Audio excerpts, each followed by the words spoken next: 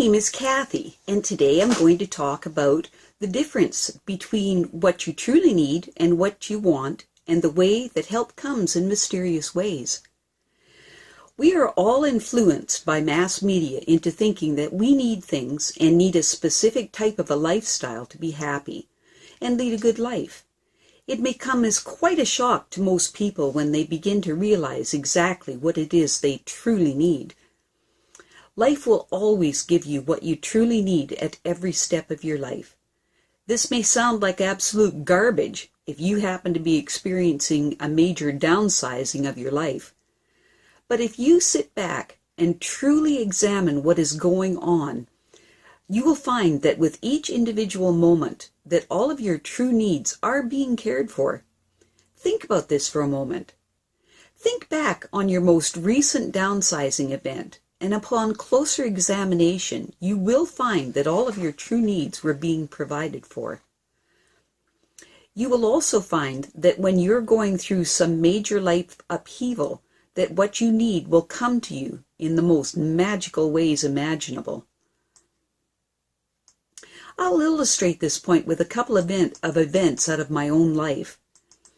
I was in my mid-30s with 2 young children to care for. I had just gone through the ending of a major relationship, and I was broke and alone. I stood in the middle of my kitchen floor and looked at all the money I had in the world, which was 37 cents. I had 2 children to feed, and I stood there in the middle of my kitchen contemplating what I was going to do. Within 5 minutes, there was a knock on my kitchen door.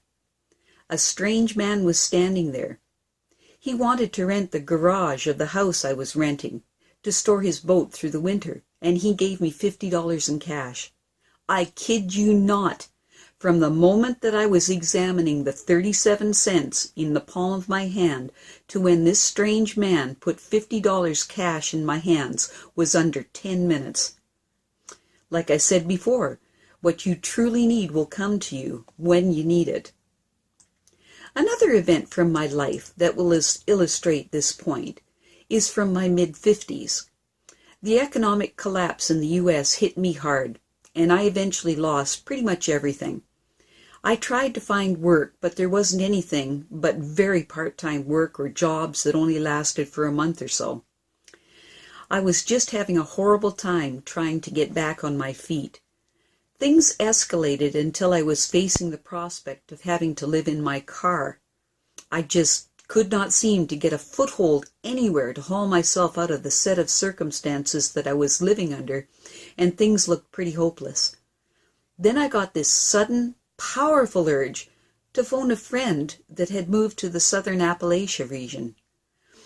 I explained my situation to my friend, and he told me to move in with him and be his housekeeper until I could get back on my feet again.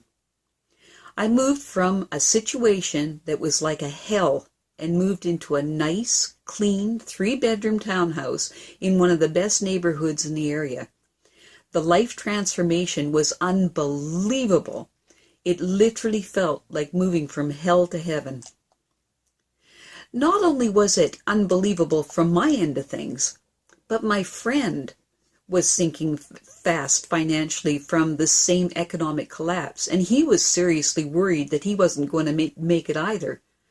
Then all of a sudden, he landed a contract that more than doubled his income just 2 days before my phone call. He could not have helped me out if I had called just 2 days prior to when I did. Life provides what you truly need, and I kid you not on this. We all get so caught up in material possessions that it clouds our understanding of our true needs. I have a friend that made a move across country that involved 7 full-sized semi-truckloads of material possessions. This man ended up moving the bulk of those material possessions into the semi-trucks and unloaded them and putting them away at the destination. Can you wrap your mind around how much work all of that was? He was so burned out from that horrible experience that he was scared for life, scarred for life, and refused to help anyone with even the smallest of moves from that point on. The experience caused him to close down personally because he became afraid that someone would want his help in some way. He eventually ended up as an isolated and unhappy person. You really have to think about this and re-examine your thoughts on material possessions and their role in your life. I remember when I was in my late teens that I had the chance to work on a Norwegian freighter and travel down to Trinidad, but I couldn't do it because I had a bunch of material possessions that I had to care for. I also had the chance to hitchhike across Europe and couldn't do it, once again, because of a bunch of material possessions that I had to care for. I could not see at that time what those material possessions were in my life. I just felt this overwhelming need to keep them. One thing I have learned from all of the moves I have made through the years, and there's been a lot of them, is that material possessions can become an incredible milestone around your neck, especially if you are constantly packing and unpacking your stuff because of multitudes of moves like I've done. You come to realize that a table is a functional piece of furniture. A table can be a piece of plywood on a couple of sawhorses or an antique cherry wood masterpiece. Both serve the same function. The difference lies in your feelings of possession. It is easy to part company with the piece of plywood and the sawhorses. You don't feel the same way about the antique cherry wood masterpiece. Then the true nature of material possessions rears its ugly head. Then you can see that the reality of the situation is that the cherry wood masterpiece actually owns you. You have to take care of it. You have to house it. You are responsible for it, and it will hinder your freedom of movement. The same holds true for owning a house and land. You do not own the house and land. The house and land own you. You have to maintain that house, work to buy that house and land, and spend your weekends doing yard work and other work to keep it up. When you examine it closely, you will find that you become a slave to the house or the material possession. It owns you. You miss out on exciting adventures because you have to house your possessions. You can't go any place without going through a lot to ensure that your house and possessions are safe. You become the caretaker of the possession you believe that you own.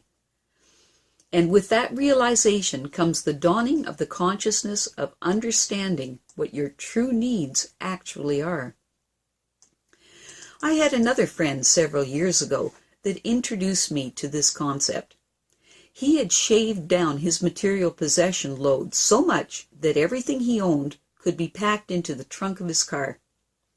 He was truly an enlightened soul because he got to live all the adventures that he dreamed for himself, unencumbered by moving vans full of material possessions.